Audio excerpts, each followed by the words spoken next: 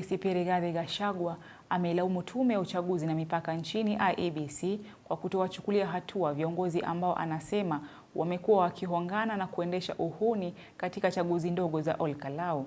Gachagua pia amesikitika kutokana na usemi wa mwenyekiti wa IEBC Erastus Ethekon kuwa angesitisha uchaguzi wa Ol-Kalou kwa visingizio vya ukiukaji wa sheria za uchaguzi, wakati ambao viongozi wa serikali wamekuwa wakienda kinyume na sheria za IEBC, akisisitiza kuwa haiwezekani IEBC kutishia kusitisha uchaguzi huo mdogo na wasalie kuwa na imani ya kuongoza uchaguzi mkuu wa 2027. Zablon Macharia anaarifu. Siku takriban 6 zinaposalia ili wakazi wa eneo la Ol-Kalou wajitose kwenye uchaguzi mdogo,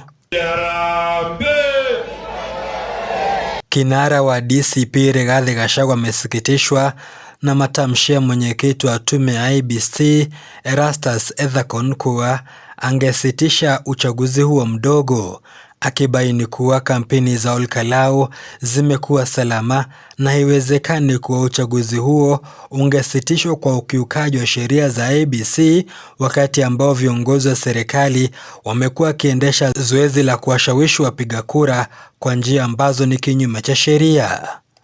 Ol-Kalou has been very peaceful. There has not been violence of any magnitude that could cause anybody to cancel or postpone an election.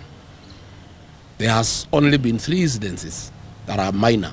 So Mr. Ethekon, whatever violence that has been witnessed in Ol-Kalou has been perpetrated by the state. You cannot therefore say you can punish the people of Ol-Kalou by postponing their elections on account of violence. Don't be a crybaby. Why are you crying about voter bribery when the culprits are known? Akiongeza kuwa iwapo IEBC na kusudia kusitisha au kusimamisha uchaguzi huo mdogo, watawezaje kuandaa uchaguzi wa mwaka 2027? If IEBC is afraid of conducting elections in one constituency because of purported anticipated violence, what if there is violence next year? Will they postpone the general election? We are saying, are you telling the people of Kenya that you have no capacity to manage a by-election in one constituency in Kenya?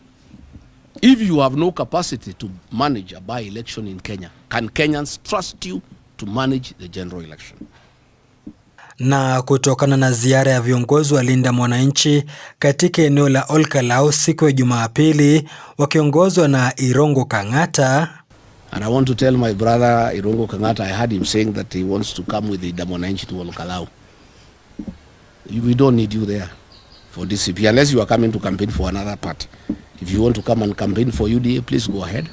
If you want to come and campaign for Jubilee, go ahead.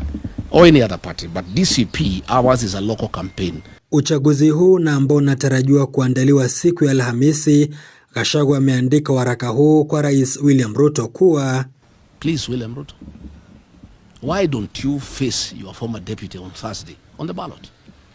Tuheshimiane kwa debe, because politicians are known by political weight. I don't have a guerrilla war outfit.